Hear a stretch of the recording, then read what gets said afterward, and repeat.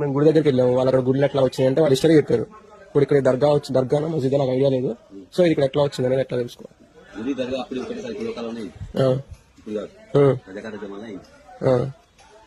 అంటే మా ఆ గుడిలో ఏమో ఎప్పుడో ఒక 500 ఏళ్ళు 1000 ఏళ్ల క్రితం ఉంది అన్నారు. అప్పుడే ఉన్నది. అంటే ఇప్పుడు మీరు దాన్ని ఏకీభవిస్తారా?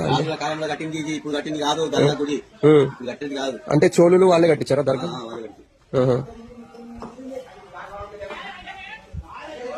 కాదు చెప్పండి. అంటే దీని విశేషం ఏంటి, ఉపయోగం ఏంటి?